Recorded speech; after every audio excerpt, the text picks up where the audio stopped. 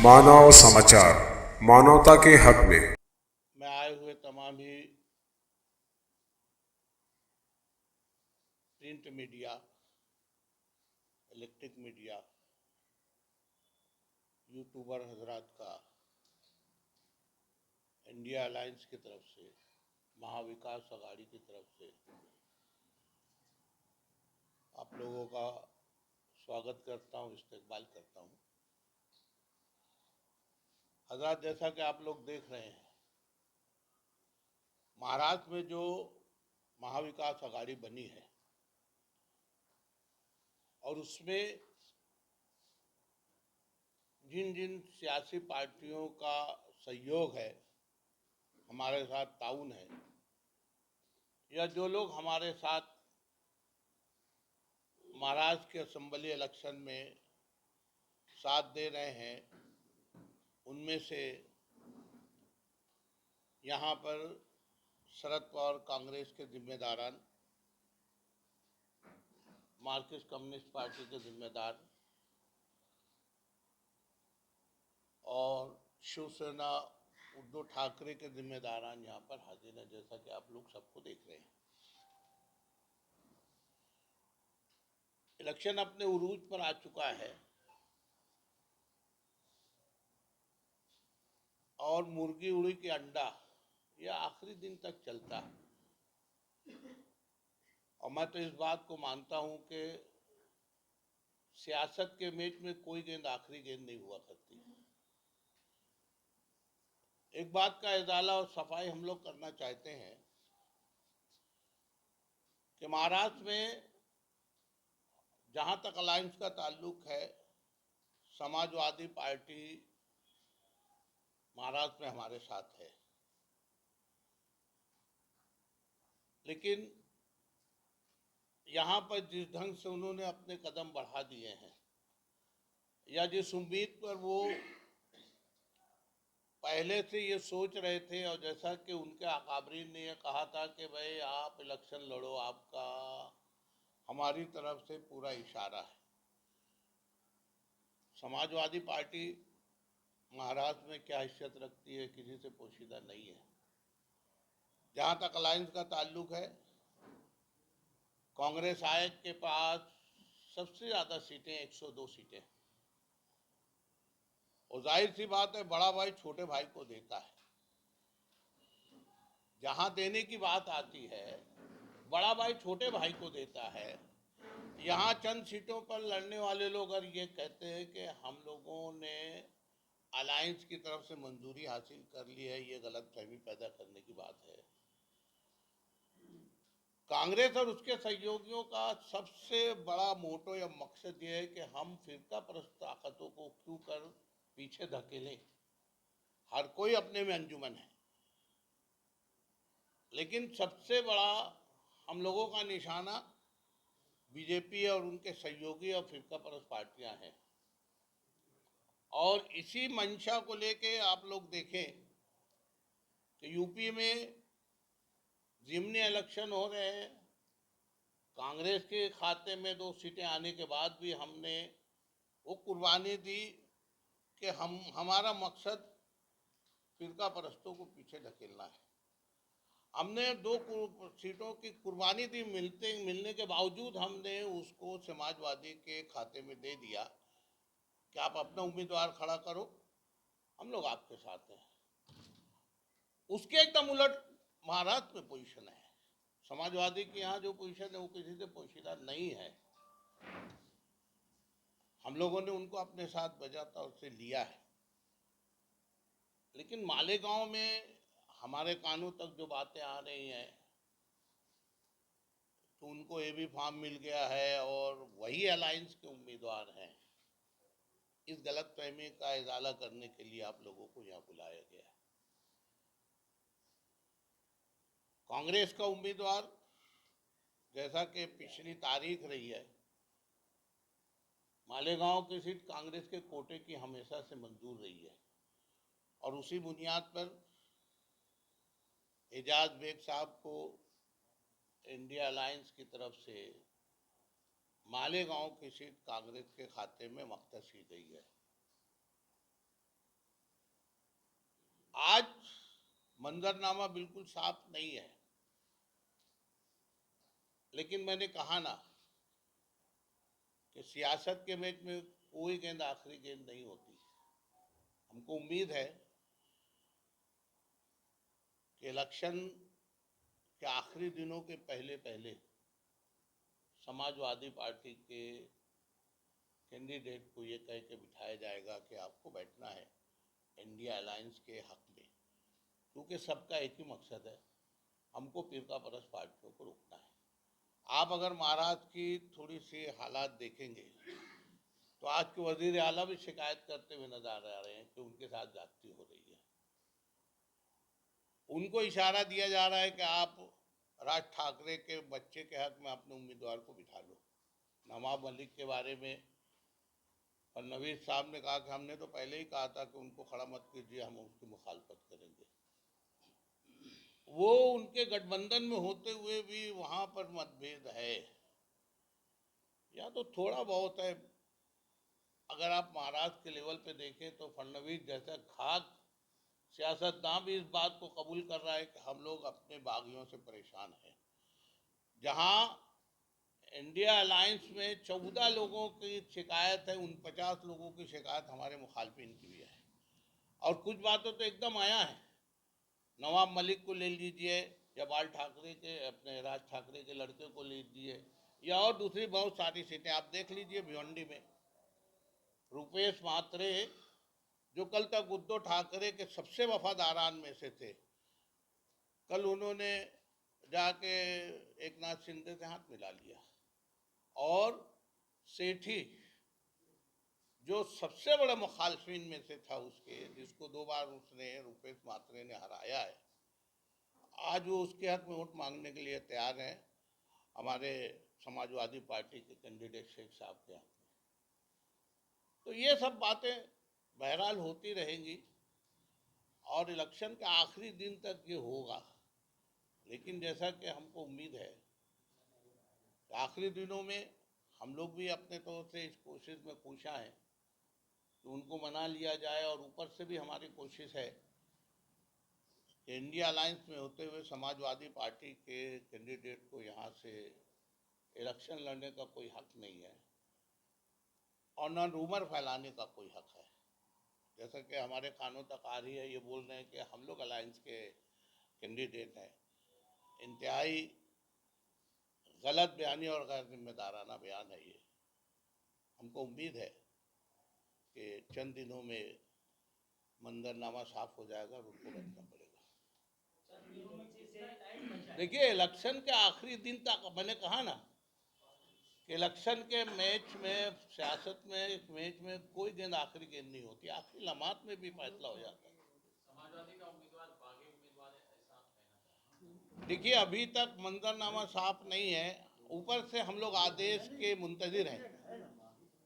समाजवादी का उम्मीदवार माले गांव में सिर्फ 2 सीट अलायंस ने जो उनको करार किया है, वो 2 सीट पे हम काम कर रहे हैं उनका, लेकिन बाकी जगह उन्होंने बंडखोरी की है, ये एकदम खुला है। फिर उन्होंने अपने जलसे में, अभी रजा चौक के जलसे के अंदर सभी पार्टियां जो आप लोग मफलर लगाए हैं, इसी तरीके से उन्होंने अपने स्टेट से झंडा लगाए हैं। उनकी कोशिश कर रहे होंगे।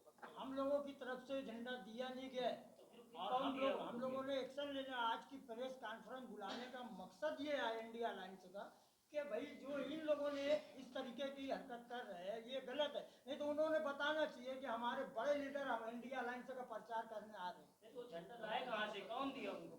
आप बना सकते हैं, हम उसकी तहकीक में लगे हैं। हमारी पार्टी का जहाँ तक सवाल है, ठीक है, लेकिन शोभाताई कब आ रही है प्रचार? शोभाताई भी आने वाली है इंडिया अलायंस के प्रचार में। इंडिया अलायंस के प्रचार में शोभाताई भी आएंगी और भी बड़े लीडरान आ रहे हैं। आज भी दो मेहमान आ रहे हैं। शोभाताई बचाओ फॉर्म भरने भी नहीं आई थी दुनिया में। अनिल अन्ना गोटे का फॉर्म भरने गए, दुनिया मालेगा एक ही विषय समाजवादी को लेके बैठे हम लोग।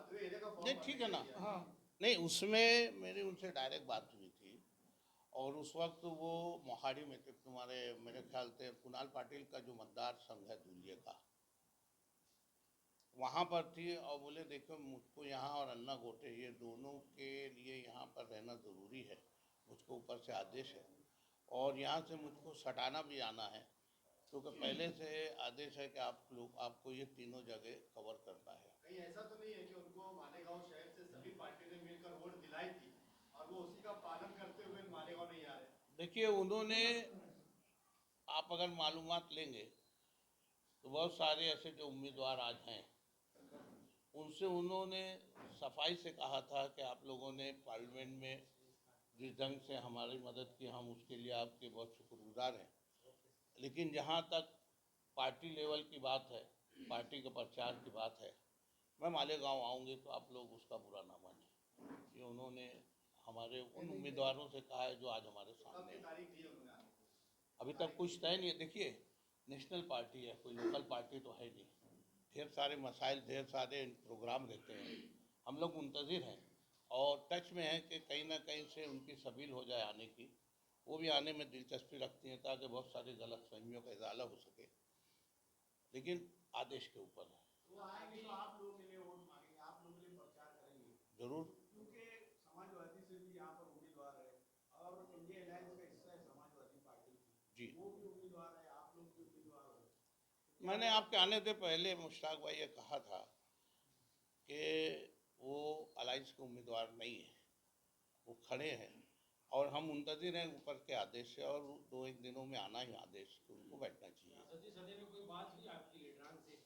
चल रही है ना बात? चालू है। चालू है ना बात, जारी है ना बात। अभी इस प्रेस कॉन्फ्रेंस में नामजद सबका हुआ रहता है, सबको मौजूद इसकी क्या? नहीं, उन्होंने अलायंस ने बुलाया है। ये कॉन्फ्रेंस है इंडिया अलायंस की तरफ से बुलाया गया है।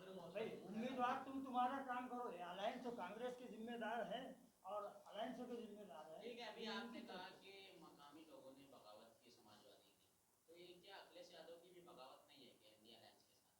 देखिए, देखो, अभी अबू हाशिम साहब ने आखिर तक बम्बई में पत्रकार परिषद में ये कहा था कि मुझे हाईकमान का आदेश है, आखिर में जहां तक अलायंस टूटना नहीं चाहिए, अपनी पार्टी की कोई ऐसी हरकत नहीं होना चाहिए।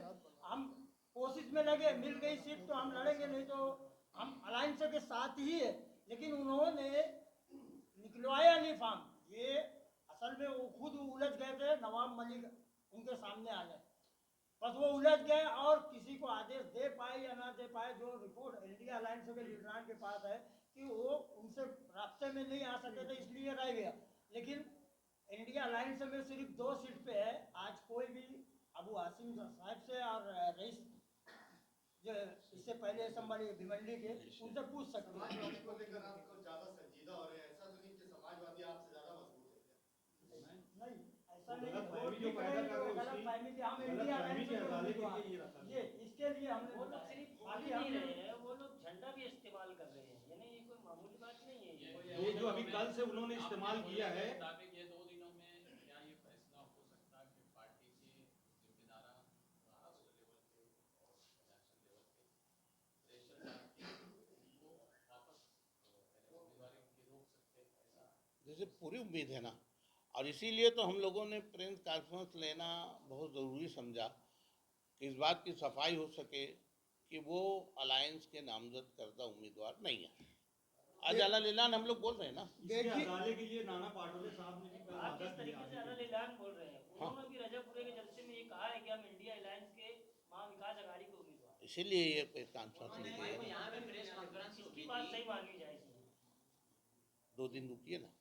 यहाँ प्रेस कॉन्फ्रेंस लिए थे उन्होंने हाँ, 3 दिन पहले, और साफ कहा था कि हमको रात में अबू हाशिम ने ग्रीन सिग्नल दे दिया है और अब कहा है कि आप ऐलान कर दो कि आप महाविकास मैंने कहा ना, मुर्गी उड़ी के अंडा ये इलेक्शन के आखिरी दिन तक चलते रहता है। ये अफवाहों का बाजार तो आखिरी दिन तक चलेगा।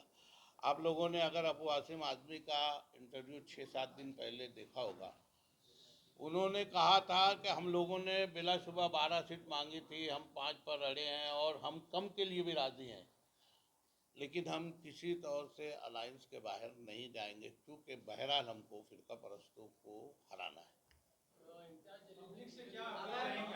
नहीं, अगर रुको, अगर ऊपर बातचीत हो जाती है कि ठीक है हम कुर्बानी दे देते हैं, जैसे वहाँ तुमने दिए कांग्रेस ने, यहाँ भी दे देते हैं, ऊपर से आदेश आया कांग्रेस को बैठने का, समाजवादी को लड़ने का, तो उसमें इंडिया अलायंस के आप लोग क्या? देखिए, हम लोग अपने लीडरान के आदेश के हमेशा पाबंद रहते हैं। ऊपर का आदेश फाइनल और आखिरी रहता है। दोनों में से कुछ भी आ सकता है ना, क्या समाजवादी नहीं, 99.9% हमारे हक में आएगा। यहाँ उनका कोई वजूद ही नहीं रहा है ना कभी।